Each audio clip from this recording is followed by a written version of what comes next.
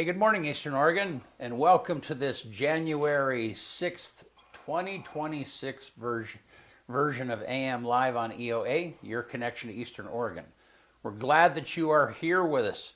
Hey, if you want to find our content, go to EOA.network. That will take you to a link tree where you can find the locations of all of the places where our stuff is distributed.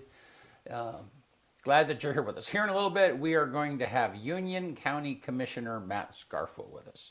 Always a great conversation. So, Happy New Year, man. Happy New Year. Yeah. The first show of 2026. Oh, man. The year number just amazes me every time. I was watching something, I don't know, and they were talking about, it seems like just yesterday we were all worried about Y2K. And now all of a sudden it's 26 years later. Yeah. That's crazy. 26, Y2K, year 2000. So do you remember, so when you were in kindergarten, and I've said this experience before, when I was in kindergarten, I remember the teacher writing on the board 1966, which tells you how old I am. So, and I remember calculating how long I might be living. I don't know, and I don't know why I chose. I'd be like, well, I'll be lucky if I get to 2025. And it just seemed like, 2025 seemed like the Jetsons, So do you remember, did you ever think about how long you might live? No. When I was in kindergarten, BC, I don't remember you're a math lot dude. of it. Yeah, but when I was in kindergarten, my mom was a heroin addict. We didn't have a house, so there was other things on my mind in kindergarten. You think? We moved a lot. Yeah. I don't remember thinking about like how long. What year were you in kindergarten? What are you, 5? 84? Yeah. 84? Holy smokes. Yeah. 20 years after you. Yeah, I know. I can think of not Close. No, yeah, 18. We round up. Yeah. 18 years. So we round up when you were born the 70s. year I graduated from high school. Yep. Wow. The last of the 70s. Yeah, but in 84, you were in kindergarten in 84, and I think about I was graduating from college in 84. 84, I still lived in California. Yeah. I don't know where. I don't remember. We lived in a lot of different places, so I would imagine that we probably lived in Poway at the time, or maybe Ramona, and then I came here in the summertime to my aunt's. So do you remember the first time that you were in Grand Ronde Valley? I was 5. You were 5 that summer? I was 5, yeah. We actually moved here, so I don't remember how old I was, but the whole family moved here first in the early 80s for 6 months. My mom worked at Kentucky Fried Chicken. She was still in the throes of addiction. And we lived on Cove Avenue in those apartments, Pinehurst. And I mean, we weren't even here a year, and then we went back to California. And then we came back here in 1991. The summer between my 6th grade and my 7th grade year. So I never went to grade school here. Just started middle school, 7th grade. 7th grade. Seventh So grade. you were a tough California kid by the time. I had both my ears pierced. I got in a lot of fights. No, Were you big yet? no. Well, I mean, I was big, but I hadn't grown height-wise. But you weren't bigger than other kids. No. I mean, yes, but no. Yeah. I didn't really hit a growth spurt height-wise until about my sophomore year. Sophomore year, I just, and then I got, trimmed down. Yep. But no, when I was that age, I mean, I was big, but not towering on people. Yeah. Well, you want to do sports? Let's do it. All right. AM Sports Report brought to you by Northwest Furniture and Mattress. Step into comfort with the Flex Steel Z-Cliner. Whether reading, resting, or relaxing, this chair gives you the support you need. Find it at Northwest Furniture and Mattress and feel the difference. Big Red Rocking Chair on Elm, off Adams, in LeGrand. LHS girls basketball hosts Vale today in their first game back after the Christmas break. JV2 starts at 3:30, JV at 5, and varsity at 6:30 up at the high school. LHS boys basketball heads to Vale for a non-league matchup today versus the Vikings at 7 p.m. Mountain Time. LHS girls wrestling went to the Raleigh Lane this weekend. They finished 17th, which that's better than you would think at the Raleigh Lane. There's 80 teams there, so 17th is pretty good. They only had one placer. Emmeline Livingston placed 8th at the 130-pound weight class. Thank you to Amanda May for the wonderful pictures. And then the boys wrestling team, they used to go to Raleigh Lane. They don't anymore. They went to Mountain View Invitational in Idaho over the weekend. They had 5 individual champions and 12 placers overall. Camden Svedden won the 106 bracket. Bregan Anderson won the 138 bracket. Colton Livingston won the 144 bracket. Noah Collins won the 175 bracket. And Dex Dunlop won the 215 bracket.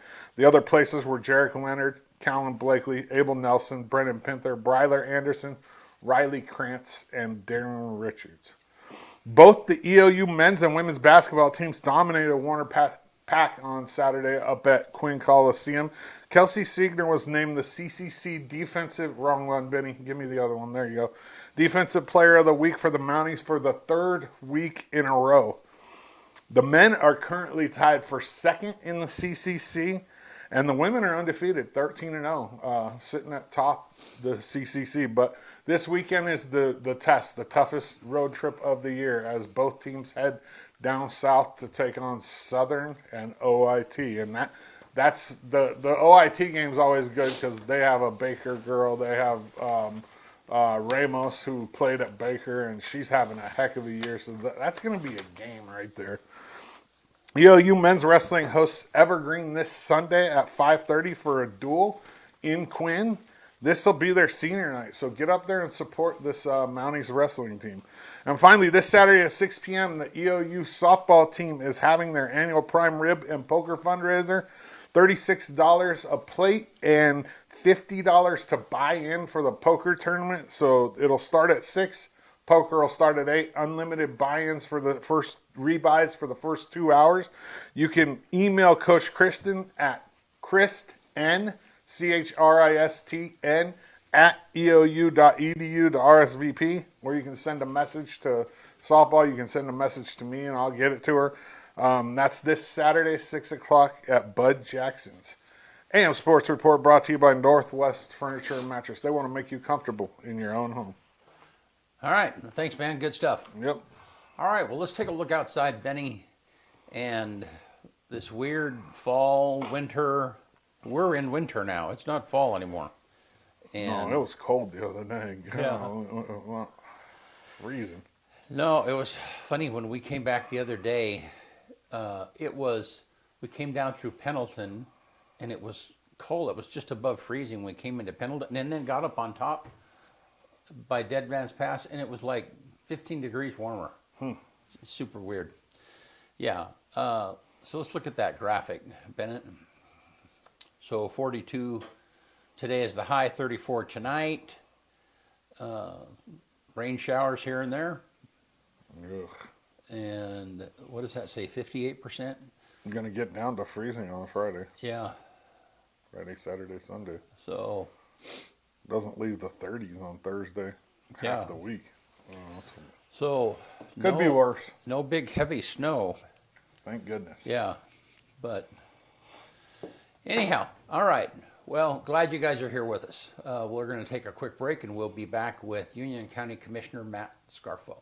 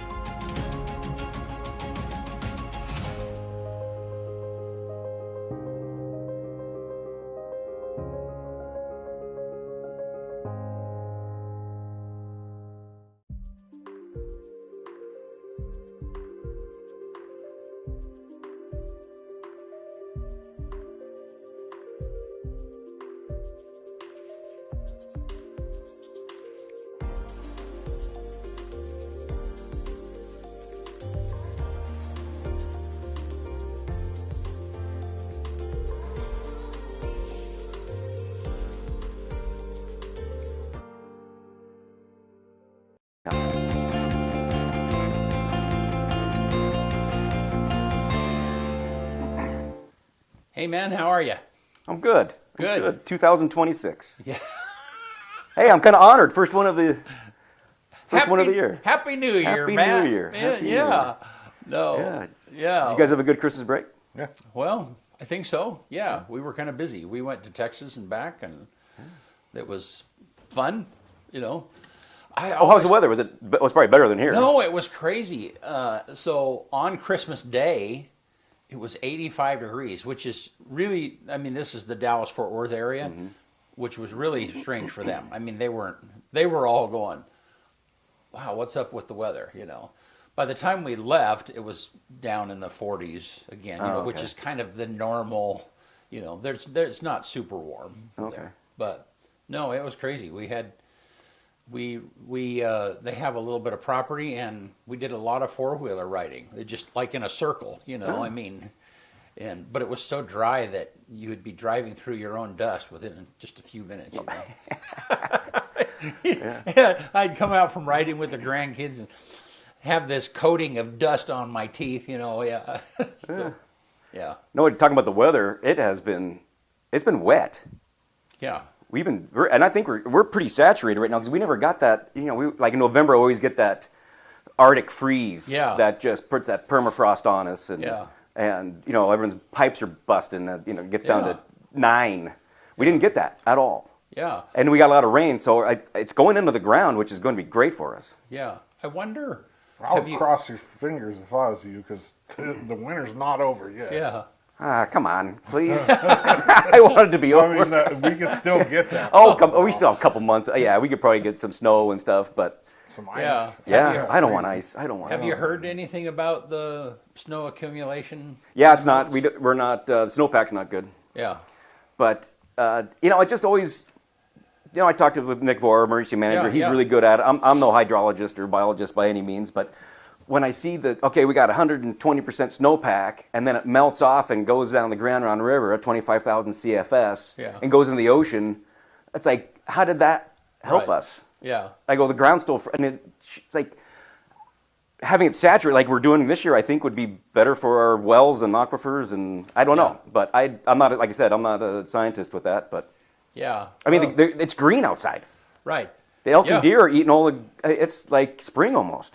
Well, and I think the concern is just the accumulation in the winter helps the wildfires later in the summer. Yeah. It helps cut them down, but I don't know. Well, we haven't we haven't had one, and it's not if, it's when. You're right.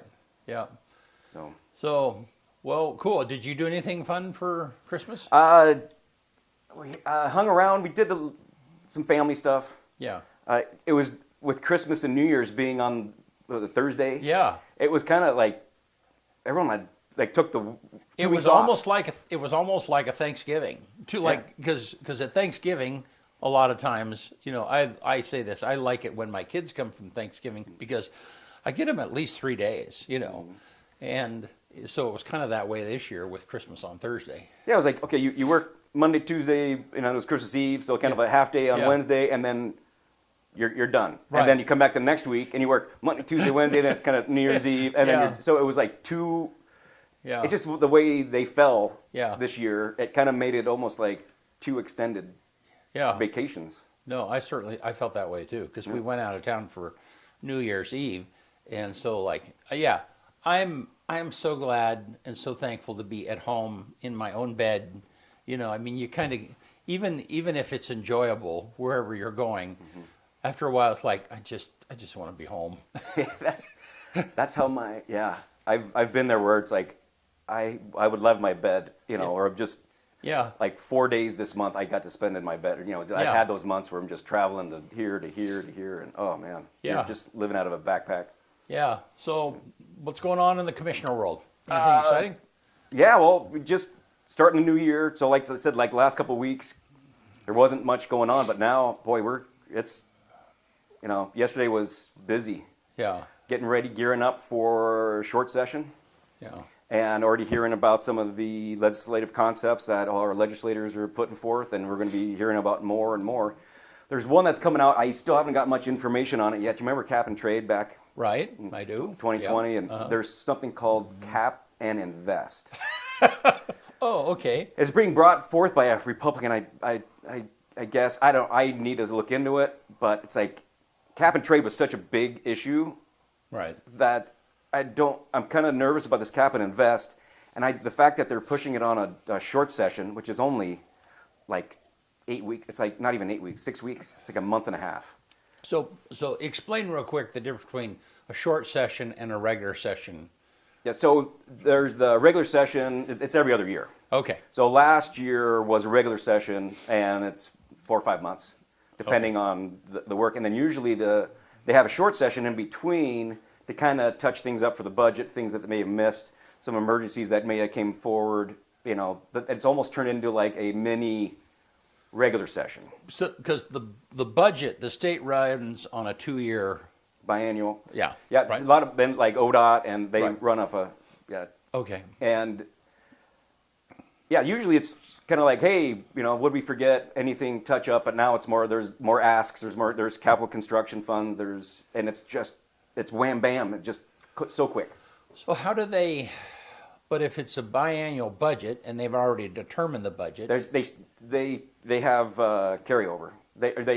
They budget out. so okay. So, Yeah, they even for the regular session this year, I think, last year, I think they saved $100 million for e-board emergency board situations. So then they. So like you get like hailstorm in Wallowa County, or Right. you get there's windstorms that are taking out power. It's like that's the stuff where okay, hey, we need to have a contingency fund. So then they use the short session to disperse or to move those monies around and so on and so forth. Mm-hmm. Okay. Yeah, and so we're going to come into that now. I think is it February 5th? I think it starts February 5th, and I got it. It's all through February, and it's over March. Yeah. Second week of March or something, I think. So how do you? I mean, I know you're in the midst of, as a commissioner, you're in the midst of what's going on at the state level all the time. How much of that can you make a difference in? You know what I mean? How much of that is interesting? Oh, that's interesting, and we follow it, and so on and so forth. And how much of it is we really need to have a voice into this? Well, now that this is my 8th year, Right. I could walk into anyone's office now, and they know me by name and things, and Right. they actually ask me what my opinion is. Right. Because I've been in the game this long. Right. That they're like, hey, you're just not a Right. one-term, you're Right. brand new. Right. So, yeah, I could go in, and I have, like I said, last time I was in a show, I have most of their cell phone numbers. Right. And I could text them, hey, what's going on here? What are you doing? And it's just not Republicans, Democrats. I mean, it's both Yeah. sides. Yeah. So, yeah, I believe I could, they'll at least listen to me. So give me an example of like an issue that affects us, looking back, an issue that affects us that maybe you would send a text about. Hey, this is, just so you know, this is going to affect us in Eastern Oregon, blah, blah, We should blah, have asked blah. me this back, last year, because right now my head's going forward on this one. So an issue that would affect us, or just I just looking for an example of some kind. Wow. When you kind of feel, I mean, because with the fairgrounds thing, Yeah. you were exercising those relationships. Yeah, that was all the very time. Right.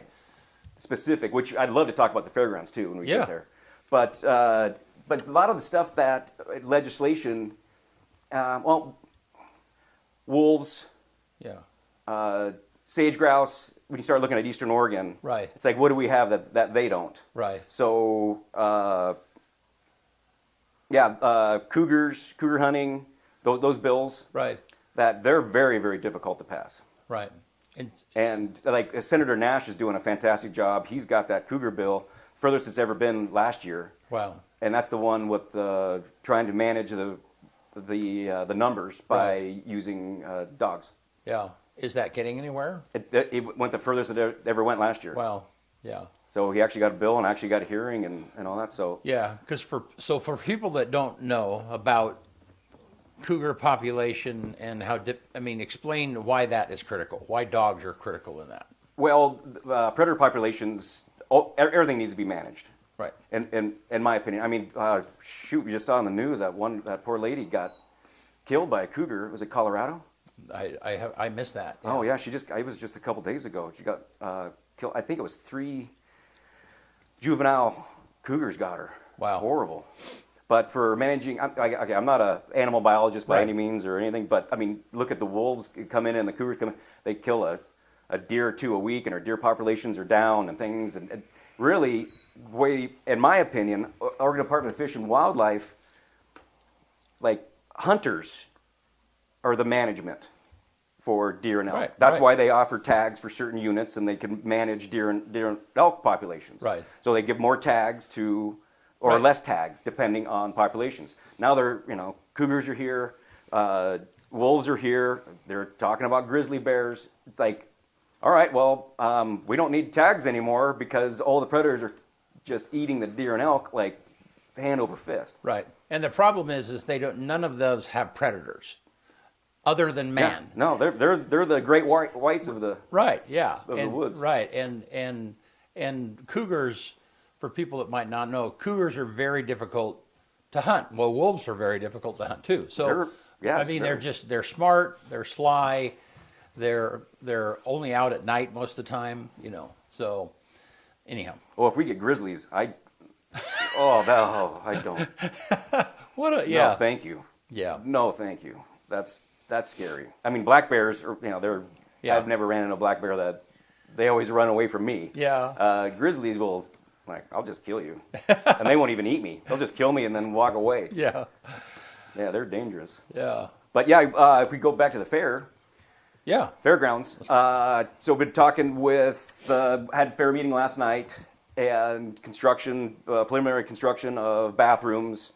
It looks like we're going to go over and not under.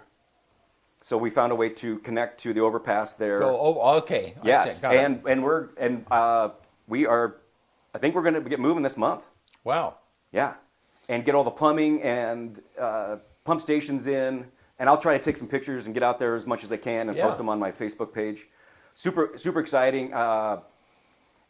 We cannot get over the I-84 section until May because we're going to have to close some lanes of I-84 to hang it over that. So, but I think everything else talking to Mr. Becker, I think everything else can be done, put in, and then construction on bathrooms and sewer and water to pretty much the whole fairgrounds. It's going to be nice. Now to go over that, did you think that you were going to have to go under, or was that did you know how that was going to have to go? No, I'm leaving it in the hands of the professionals. Right. Says I'm not, because Right. I could just pretend that I know what I'm talking about. But for construction layout and all, shoot, Mr. Becker and Jared Teeter, they've done this. That's what they do. Yeah. And so the fair board's getting they're giving their input, which as they should, and saying, hey, this is the flow of the fairgrounds, and hey, we really do need probably more stalls over here and less stalls. So they know because they manage. It's their game. Yeah, and hey, when we have weddings, we would sure love to have another bathroom over here, or when we have someone's using the 4-H building, another sink would be great. So I couldn't come in and do that. I'm not there enough. I'm not in the events and the stuff. But it looks like it's going to be great. So they have to trench through the whole place is going to be tore up. Yeah. And so they're going to come back through and asphalt a lot of it. So we're going to have brand new asphalt, which would be fantastic. Yeah. I think we're going to get rid of some of the grass areas in some spots, but I think the whole landscape will be almost brand new also. Wow. So how do they, and you might not know the answer to the question, so if they put it over the freeway, do they have to heat the pipe? I don't know. That's the thing. Or we have to winterize it, or I don't. Yeah. Because I don't want that pipe bursting over. No, frozen turds. Well, over 84, and then over the Grand Ron River. Right, I go, right. who's going to come after us for that? For putting a whole bunch of wastewater in the Grand Ron River. So I was driving down the freeway and got hit by a turd. Yeah. So to go over the river, though, they've got to create some kind of a structure or something to hang it, right? I guess Because there's not. Over 84, you can attach it to the overpass. It's going to be a fountain. Oh my gosh.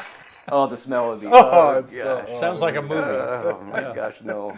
Yeah, I don't. That's where Anderson Perry comes in. That's where the engineers come in. Yeah. And so this is. We have very, very qualified people that are going to handle the project, and we have the money, and we're not getting. So that's the other issue we're going to run into is we don't get that the last $2.5 million until spring of 27 when they sell the lottery bonds. Right. But we're ready to go on the project now. So we're going to try to see. I got kind of a line of credit, low interest loan opportunity through Business Oregon, which I need to work on the applications for that. And Mr. Becker said, "Hey, we'll work with you because I really don't want to." The fair doesn't have any money, Right. and this money is all delegated to this project. Right. And so, if they pay interest on $2.5 million, they probably can't even afford that. That's a chunk, yeah. So I'm really going to try to work with them and work with Business Oregon and really try to get this money lent out the cheapest way we can. Yeah. But it looks like we have enough money to do all, and even last night at the meeting, there's a few things that, we forgot about this and we forgot about that. So there's going to be some obstacles. And, Yeah. But I think we asked for enough, and I think Mr. Becker's saying this is going to be nice. Good. Yeah, and we streamed the groundbreaking. I took a couple of pictures of that, and so. No, we had a great turnout. Rep. Yeah. Levy, Senator Nash. Yeah. I mean, even Commissioner Beveridge came out, and haven't seen her for a while, and it was a great little event. Yeah. But, well, good stuff. Yeah. So I don't know what else is going on in your world. Well, just gearing up for short session. I don't even want to bring up budget anymore, but budget's around the corner. Well, I was going to say, yeah, because in the spring they turn over again, right? I mean, it seems like that's when the county budget year begins, like in. Yeah, just like. I mean, you start the process, but the official thing is June or July, right? I think Shelley will tell all the department heads, hey, you better start getting your requests in. Give me the numbers, yeah. Yeah, and then May we start budget, and then as soon as June hits, we forget about budget. Because budget season, and it's just not for just the county. I don't know how many boards, and there's budgets for all my liaisons. Yeah. That I have to attend to, and it's when budget season happens, we're pretty busy because it's serious. It's we got to make sure our budgets are correct. You mess up a budget and you turn into an ODOT. But, well, let's talk about ODOT for a minute. Okay. So they got the signatures, 250,000 of them in 38 days. What was that again? 250,000 signatures. Oh, and they only needed 80? So that means that's on the ballot to. I believe it'll be in November. Okay. But I did hear someone mention to me the other day that it does not need to be at November's ballot. They could do a special ballot because it's going to be a governor election in November. So to have the governor election and the tax deal on the ballot, that'll be interesting. Interesting. So I don't. A good way I don't know if they're going to separate them out and have let's vote for the governor and then let's vote. I don't know, but all I've heard is that there was 250,000 signatures to have the state say yay or nay for this tax. Yeah. And whether that gets on the ballot, I'm sure it's going through legal counsel and stuff right now, but. So then if they say nay, if the public says nay, and you may or may not know this, then does that mean the legislature has to go back to work and figure out another path? Well, we need ODOT. We need right. Yeah, it's not like you can. Yeah, ODOT is we need ODOT. Right. And I do not want to see them. We need the maintenance. We need the plowing the roads. We need the stripes. We need safety. Right. We need that infrastructure. ODOT's. I love them. Right. And they do a fantastic job. And I do not want to see them cut. I do not want to see them laying anybody off. I want to see maintenance being done for our roads and our safety. Right. 100%. And I know all the guys here know what they are fantastic. They do good work. A lot of them are really good friends. And what they went through this last year, I feel really bad and I feel sorry for them. But I got laid off. I'm back. Oh no, shoot, should I get another job? Oh, should I retire? I mean, it was not nice to them. Yeah, local guys express local that. guys. Yeah. I think all across the state. Yeah.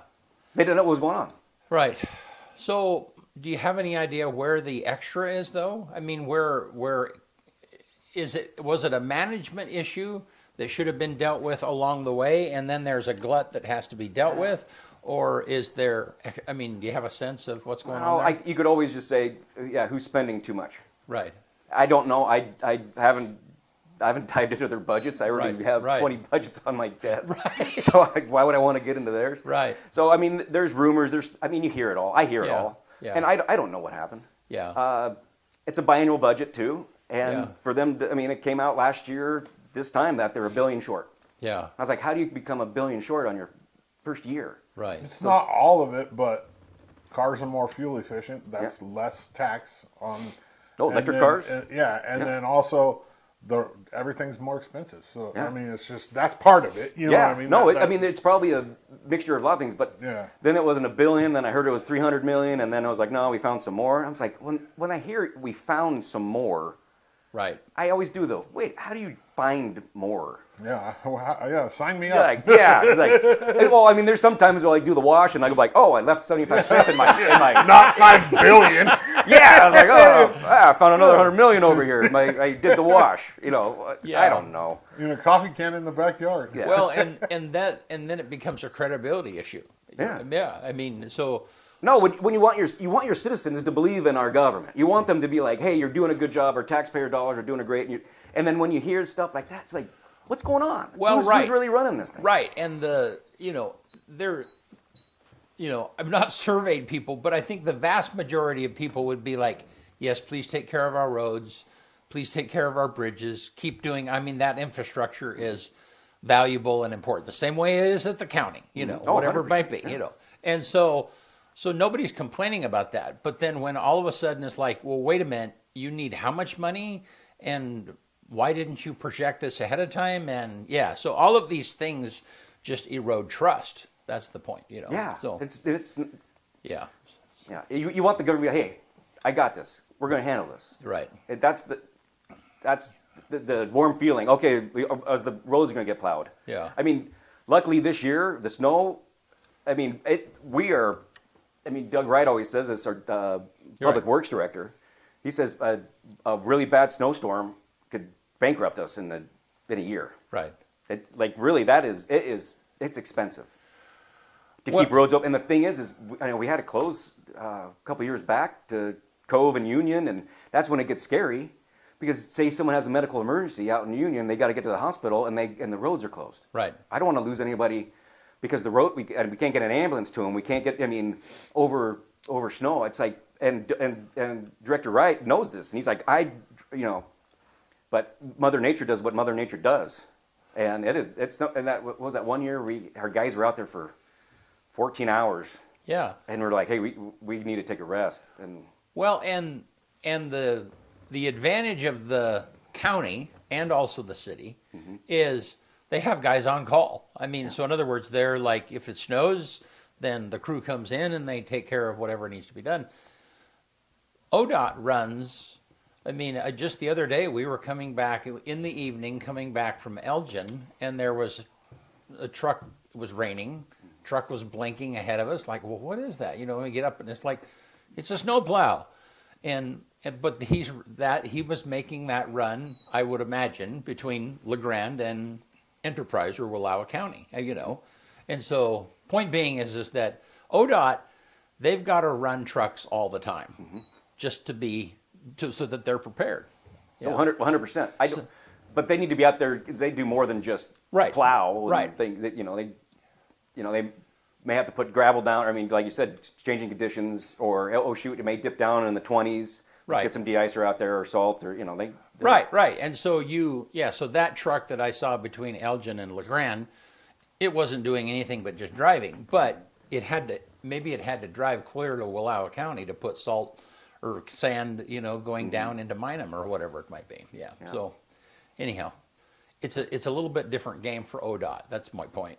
Yes. Than what it is for a local county or municipality. Yes. Yeah. So Yep. the 100%. expenses, crazy. Yeah. We didn't. Usually, I'd like to talk a little sports. Yeah. And man, look, are we always good at wrestling? We're so good at wrestling. Yeah, we. It's going to be really hard for us to win state this year, though. Oh, you think? Who's good this year? Always Sweet Home is good. Oh yeah. But Sweet Home's 5A. Who'd we lose to last year? Cook County moved up. Pendleton. The Pendleton duels is this week, and we'll see a lot right then. We're one there too in boys. Oh, okay, good. Yeah, and then the girls team, they only have 16 girls this year, so that's 11 less than they had last year. They've won 2 state championships in a row, the girls. That's awesome. And it's all possible, you know what I mean? But we're gonna have to have some people placed that are surprises, essentially. You know what I mean? Well, I know that when we go to these tournaments across the state, Yeah. everyone goes, "Oh no, LeGrand's here." Yeah. They do. Well, so the boys didn't go to Raleigh Lane because we won't win that. I mean, Raleigh Lane's a huge tournament. Well, you said and there's 80 teams? Yeah, that's 80 girls teams. There's even more boys teams. It's huge. It's in the Idaho Center. It's a huge tournament. Okay, yeah, that Idaho Center's big. And it's just so we used to go to Raleigh Lane. Now we go to Mountain View, Idaho, and wrestle that tournament. And it's a little bit more. You know, we got second there, which is really good as well. 5 individual champions. And the Ducks. Yeah, that was crazy. That game was defense. I Man. didn't. Follow They're that. playing Saturday, Indiana. Yeah. 4 o'clock. Is that what it is? Yeah, that's it. Well, we were talking prior to the show. I think if they beat Indiana, I think they got it. I do too. They got I definitely. Got That's Friday. It's Friday. Oh, it's Friday. yeah. 4:30. I think if they beat Indiana, I think they're going to win the whole thing. Really? I think so. I agree. I would agree. So who else is? Ole Miss. Yeah, they took out Georgia, which that was an upset. They played good. Who else is left? I got to watch some football. I don't get to watch football too often. If anything, I watch golf, but on a Sunday. But Who's I old- never get to watch. Who's Ole Miss playing on that side? On the other side. I'm looking right now. So is Ohio State out of it? Yeah. Yeah. Really? See, Ohio I just State haven't lost to followed. Miami. Right, that's what I thought. Yeah, Yeah, And they've so- been out. So then, Ole Miss is playing Georgia. Georgia, okay. Yeah. Or no, they beat Georgia. Yeah, they beat Georgia. They beat Georgia. So Ole Miss is playing Miami. Miami. So they'll probably win. So yeah. I mean, you got a 10. You got the 10 and the 6, and then Oregon's the 5, and Indiana's the 1. Yeah. So I mean, I think they. Oregon's Which odds is on gonna be- favorite to win if they beat Indiana. Yeah. They're not favored against Indiana though. No. But 3.5 points. If, like we were talking earlier, we have not had a college on this side of the Mississippi win Right. a college championship Yeah. since they started doing this. right. The When was- spread is bracket? not big though. 3.5 points. Indiana's favorite. Ooh. Over under is 46.5. So they play this Saturday. I mean, I don't know. That Friday. over under is awfully Friday, high yes, considering Oregon didn't give up any points in the last round against Texas Tech. 0. I mean, it'd be great to see. Yeah. I I'm not. agree. I'm not a duck. I'm not a beaver. You know. But just to have Oregon. Right. It's Just, just this, yeah. a West Yes. Coast team. Yeah. Yes. Old Pac-12 team. Yeah. Pac-10. Yeah. I'm not a Mariner fan or anything, but to have Seattle. Right. Absolutely. Yeah. They did great in the Seahawks are #1 in their division. I mean, so it's kind of interesting. Like I look at it from the restaurant standpoint. People are like, Yeah. Of they're course. coming out and they're, hey, Yeah. it's kind of cool. All the fair weather fans that come out when they start winning. Yeah. Seattle. Like you didn't even know that there was the people were Seattle fans until they started winning with Yeah. Russ. Yeah. You know? Yeah. And then now they went to sleep for a few years, and now they woke up like Yeah, bears. see, and I'm one of those, and I have no shame. I don't care. Yeah, you criticize me, do all you want. Yeah, that's all right. No, I've said before your show, I don't watch sports. Yeah. I played baseball. I can't stand watching baseball. But It's you kinda you slow. watch golf though. I'm Yes. kind of stuck on that. It's like You know what was weird is like my dad always watched golf. yeah, But I remember like, how can you watch this? I'm bored. Now, like on a Sunday, and I just want someone going, now on the 6th hole. See, I'm just like, oh, this is nice. okay. So yeah, but do you scroll your phone at the same time? No, I literally just sit there and it's almost like was it Yeah. meditation. meditation. It's almost Yeah. like meditation. Oh, that's- YouTube golf is way better now than TV golf. There's a whole bunch of content creators that are golfers, and it blows TV golf out of the water. What is it? Like Bryson DeChambeau's on YouTube. He has a YouTube channel, and he brings on like celebrities, and they'll play from the red tees and try to break 50, or you know what I mean? They do cool stuff. Really? Oh yeah, him and Steph Curry. He had Steph Curry on, and he has a show on YouTube called Break 50, and he brings on different people, golfers that are amateurs. You know, like Steph. Steph's a great golfer, and they do. YouTube golf just blows the TV golf out of the water. Well, there's a lot of YouTube stuff. YouTube's almost like I watch hunting shows and things, and now there's like, have you checked on YouTube? Yeah. There's like barely any commercials. There's no one's trying to sell you something. So nice. And it's a different world. Well, yeah, and I am commercial weary, and live sports on TV is the only place where you have to endure commercials. Yeah. But what they've done is they drag the games out longer now, Oh, what do they call them? Official timeouts? Yeah. Media timeouts. Media timeouts. And they take them more often, it seems like, Yeah, even in NAIA, basketball kills me, dude. It'll be 4 of them a half, and they got to take these media time. It's like same thing in football, NAIA level. Yeah, it's terrible. Anyway, just wanted to. No. Back to commissioner stuff. Yeah, busy. We got commission meeting 9 a.m.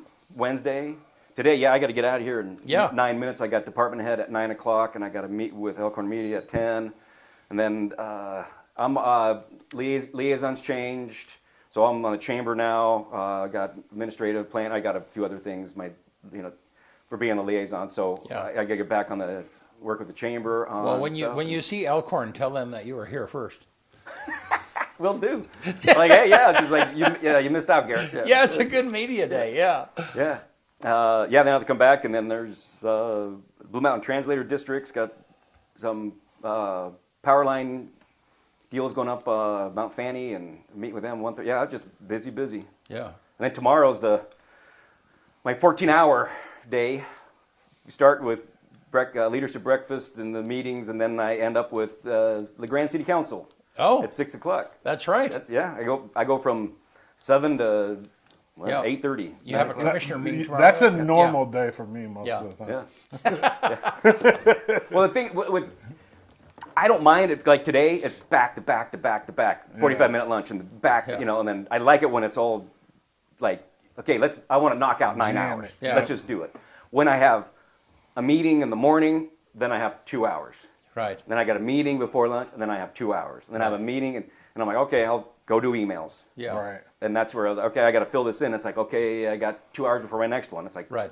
Well, what am I going to, all right, I'll go do more emails. And right. I'll make some phone calls. And yeah. I like it when it's all together. Yeah. Yeah.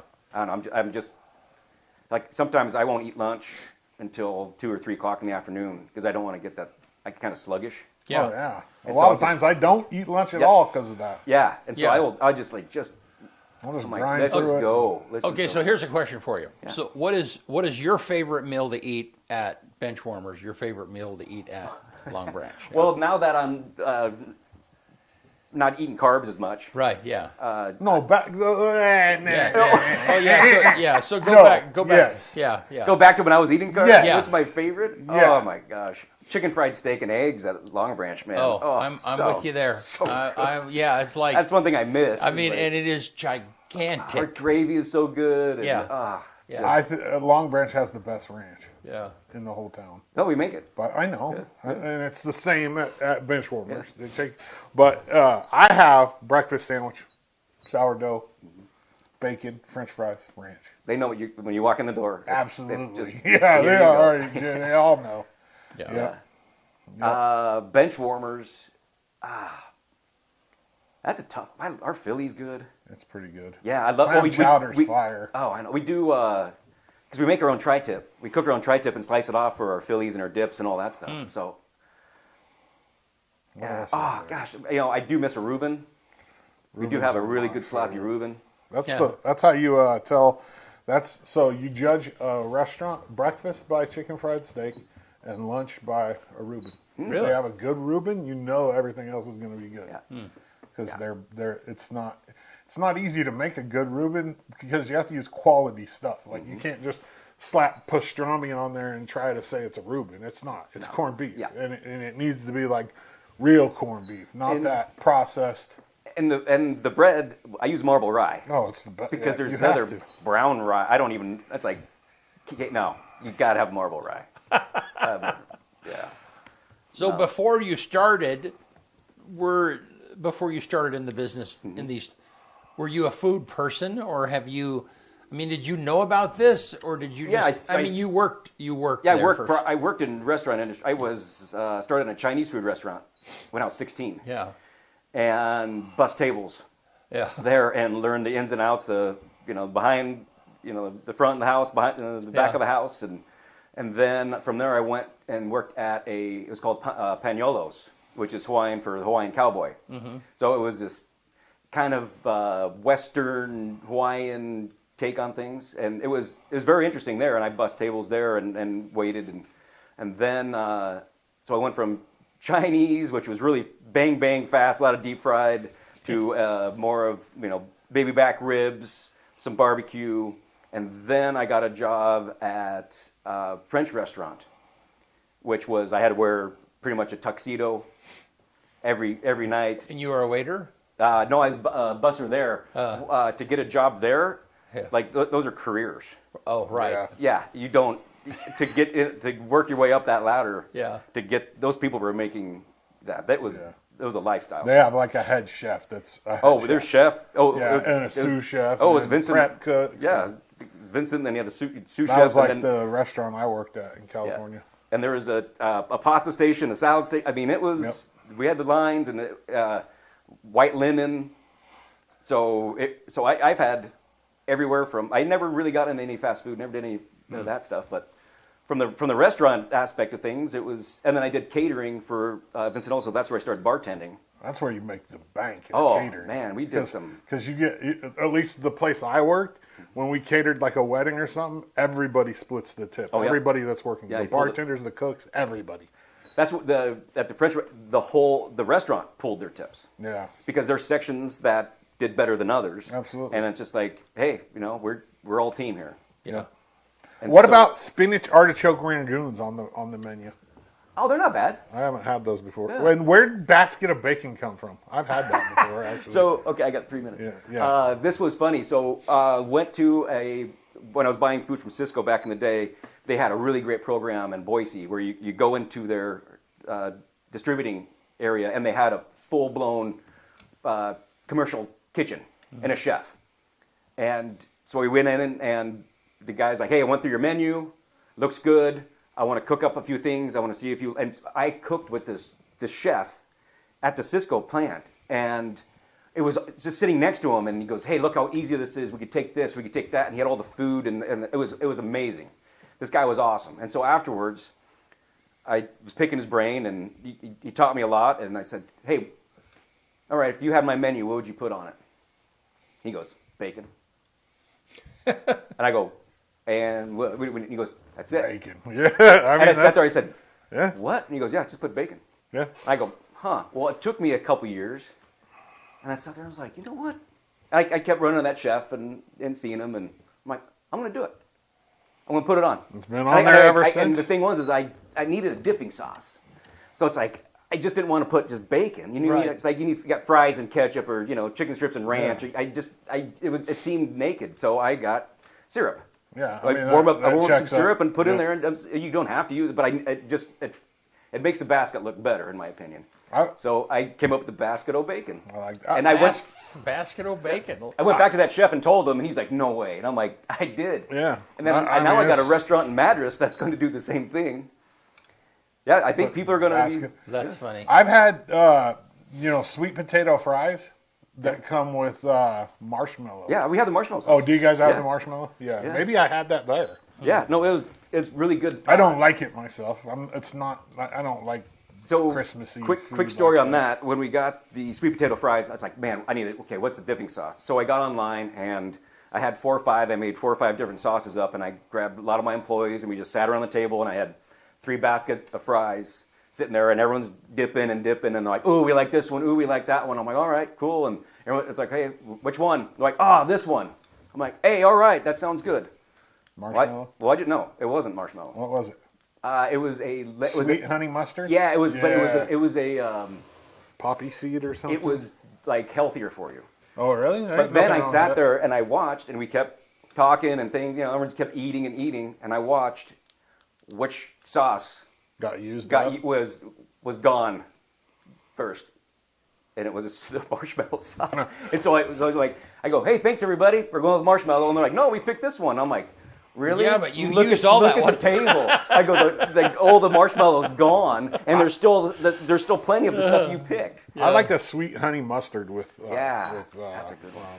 Right. All right, you gotta I gotta go. Ben. Yeah, Hey, thanks guys. yeah. We gotta get You this can- done real quick. Yeah, get us out of here. On this day, January 6th, 1838, Samuel Morse and Alfred Vail demonstrate their telegraph machine for the first time in New Jersey. 1898, the first telephone message sent from a submerged submarine. 1931, Thomas Edison submits his last patent application for an electroplating component 2 days before he dies. 1994, U.S. figure skating champion Nancy Kerrigan is attacked by Tonya Harding's bodyguard at the U.S. Championships in Detroit, Michigan. 2021, supporters of the U.S. President Donald Trump stormed the Capitol in Washington, D.C. I don't need to say any more of that. Everybody knows what happened. 2025, the U.S. records